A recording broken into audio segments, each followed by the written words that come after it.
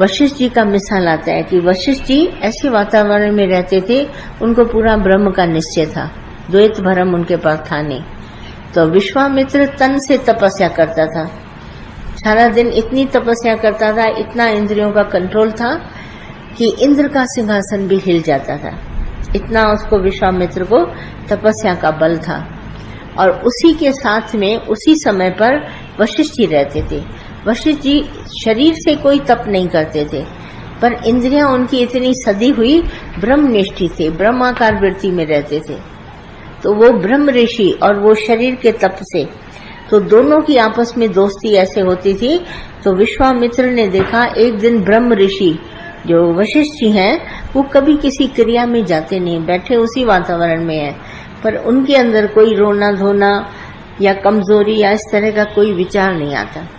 इसने कहा मैं इसकी परीक्षा लेता हूँ। तो वशिष्ठ जी को 100 पुत्र थे, तो विश्वामित्र ने इसी बात को जज करने के लिए दुश्मनी के ख्याल से इसके 100 पुत्र को एक दिन मार दिया, एकदम सब मर गए।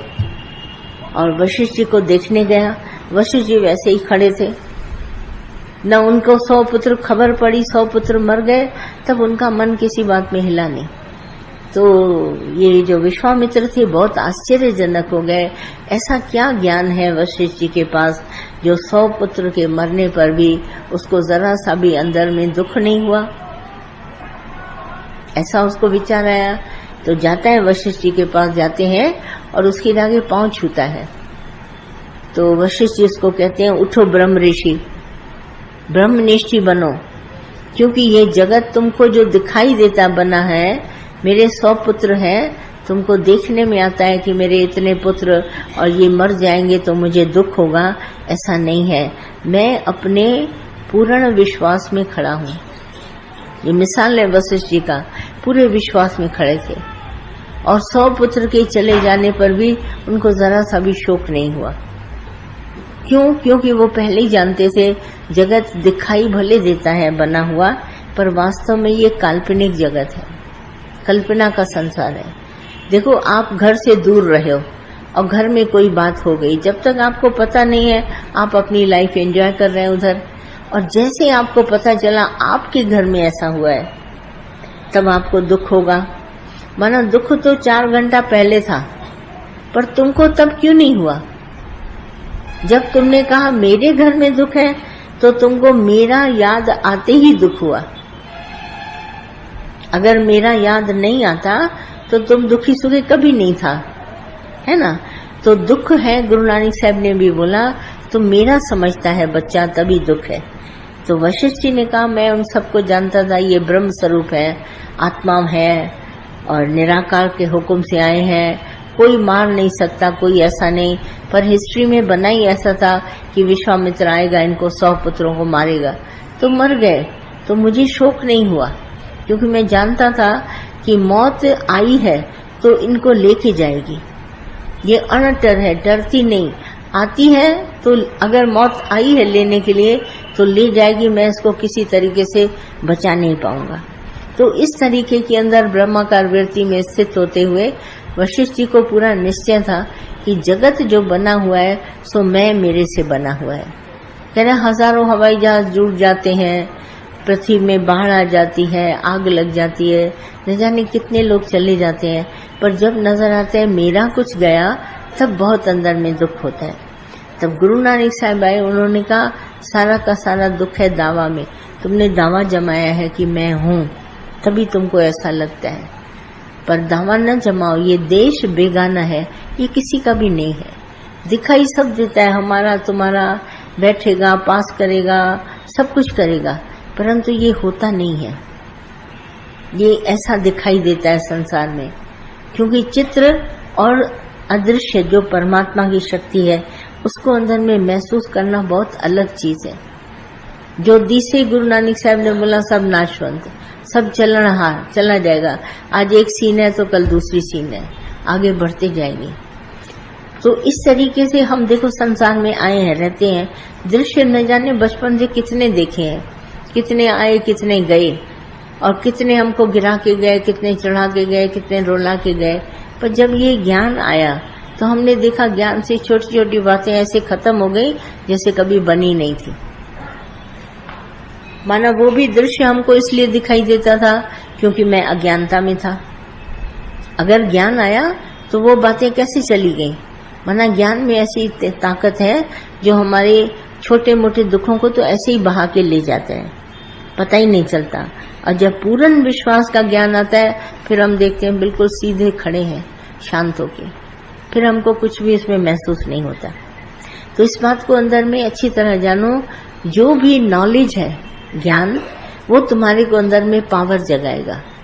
जैसी तुम्हारे अंदर शक्ति जागृत हो गई, और जागने पर शक्ति, तुम्हें कहीं भी भागने की आवश्यकता नहीं है। तुम वहीं पर खड़ा हुआ सारे संसार को देख सकता है।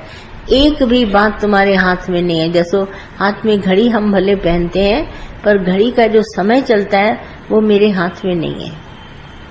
हम जिस प्रकृति में रहते हैं उस शहर में सूरज मेरे हाथ में नहीं है निकलना।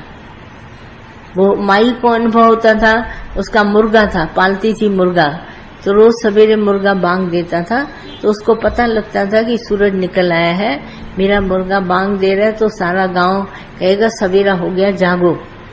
तो एक दिन बहुत नाराज होकर के सबसे अपने मुर्गे को ले गई दूसरे गांव में। बोला अब ये लोग सोए रहे तो ज्यादा अच्छा, ये तो मेरा मुर्गा बांग देता था तभी सब जग जाते थे और काम पर जाते थे।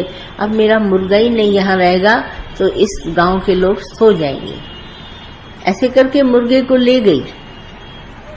फिर देखने गई कि उस शहर के जो गांव के लोग हैं वो जागकर काम कर रहे हैं कि नहीं। उसने देखा वैसे के वैसे काम चल रहा है। तो माई को बड़ा अभिमान था, मेरा मुर्गा बोलता है ना तभी सूरज निकलता है। तो लोगों ने इसको बोला नहीं, पहले सूरज निकलता है फिर मुर्गा बांग देता है। तुम समझती है कि मेरा मुर्गा बोलता है तभी सूरज निकलता है, ऐसा नहीं है। तो उसका अभिमान उतरा। तो ये इस तरह की बातें हमारे जीवन में बहुत है।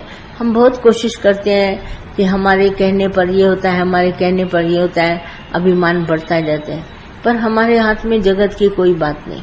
भले कितना भी घड़ियां बांध लो, समय को वश नहीं कर सकते, किसी और मौसम को वश नहीं कर सकते। भले बोलते हैं ऐसा होगा, पर होता नहीं है। तो इन सभी बातों को जानने के बाद में जो ब्रह्म सत्ता अपने आप में पूर्ण है, उसको विश्वास के द्वारा जगाया जाता है। तो गुरु आके विश्वास हमको देता है और हमारे भीतर का विश्वास जैसे जग गया, हम बात को समझ जाते हैं। जगत में हम कुछ भी पैदा होने के पहले या पैदा होने के बाद कुछ भी बदल नहीं सकते, होनी कभी टलेगी नहीं। और भगवान का हुक्म बनके हम चलते रहते हैं। सिर्फ इस विश्वास की वजह से हमारे अंतःकरण में जब ये ज्ञान आता है, ब्रह्म ज्ञान, तो हमारा ये जितने भी दुख सुख है वो सब ऐसे खत्म हो जाते हैं जैसे कुछ था ही नहीं पहले। न दुख है, न सुख, न हानि, न लाभ, न मान, न सम्मान, कुछ नहीं, क्योंकि दिया हुआ सब भगवान का है। जब इस तरह से परमात्मा का दिया हुआ जानते हैं तब अंतःकरण एकदम शांत विश्वास पे होता है। तो ये विश्वास ही परमात्मा है, इसको जानो। जो हमारे में विश्वास है ना, वो विश्वास परमात्मा है। देखो गवर्नमेंट ऑफ इंडिया ने 10 रुपया बनाया, तो तुमको पक्का विश्वास है इसके ऊपर 10 रुपया मिलेगा। तुम किसी से चेंज लेता है, 10 रुपया बदल के वो देता है 1-1 रुपया करके, तुम्हें वो कम दे, तुम नहीं लेगा। बोला नहीं, 10 का नोट दिया है तो मुझे 10 रुपया दो। तो ये जो है पक्का वो प्रॉमिस करता है, मैं तुम्हारे को गवर्नर में 10 रुपया दूंगा का 10 रुपया दूंगा, तो वो देता है।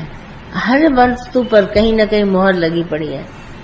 तो ऐसे ही इंसान को हर बात सोच समझ के, जैसे जो लिखा हुआ है, जो बना हुआ है, वो होके रहेगा। बाकी किसी के हाथ में भी कुछ नहीं है, ऐसा पक्का विश्वास रखे चलते हैं। तो माए हैं सृष्टि में, गृहस्थाश्रम में, सब कुछ। पर करने वाला जो भी हमको दिखाई देता है, इसने किया उसने किया, ऐसा नहीं है।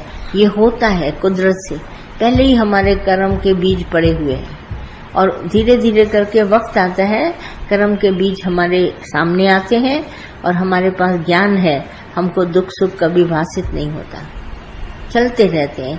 ऐसा होता है दुनिया में, कोई नई बात हमारे साथ नहीं होगी। तो चलते चलते इस बात को जान करके ज्ञान में जीवन बिताते हैं। कोई भी रोते धोते नहीं या किसी बात पर कुछ अफसोस नहीं मनाते, बस भगवान को याद करते आगे बढ़ते रहते हैं। यही गृहस्थियों का स्वभाव होना चाहिए। गृहस्थी माना कभी न रोए, भगवान पर पूर्ण विश्वास रखे और उस विश्वास से हम आगे सदैव बढ़ते रहेंगे। आई बात ध्यान में, ये हमारे दादा के ज्ञान की मेन पॉइंट है। अगर हम विश्वास नहीं रखते, सारा ज्ञान हमारा विश्वास पर डिपेंड करता है। अगर हम नहीं करते, थोड़ा भी हमको शक है तो हम फेल हो जाते हैं। और कुछ भी गृहस्थ की बात तुम्हारे हाथ में नहीं होगी, कितना भी तुम चाहो। सब लोग पूछते हैं, अच्छा बेटा ऐसा हो गया, अच्छा वो हो गया, अच्छा रोए, ऐसा नहीं।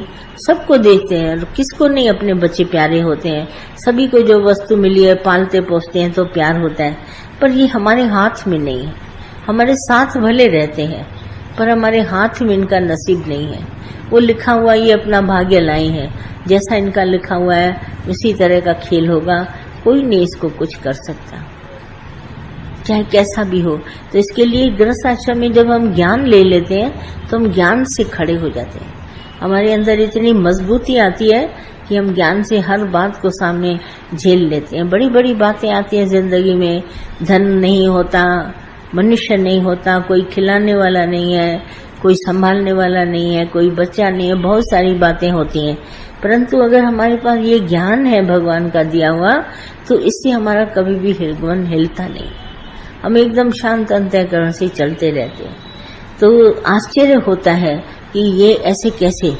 तो वशिष्ठ मुनि के पास जो ज्ञान था, 100 पुत्र उसके इस तरह से चले गए।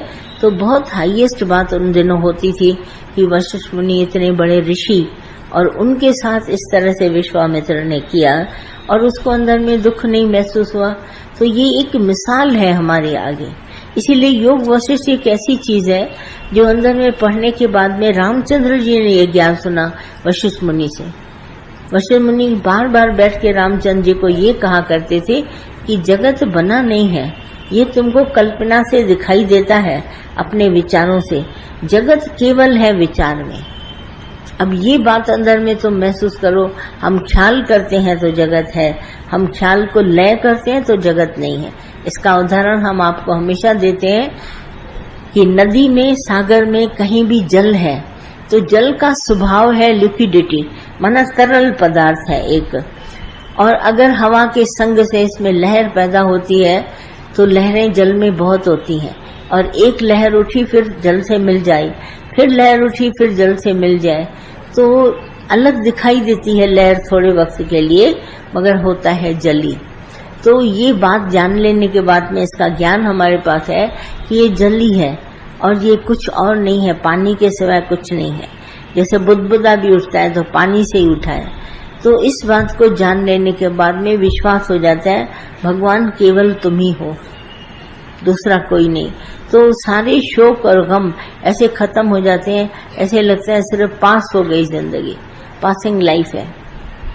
तो इस बात को अच्छी तरह से अंदर में जानो।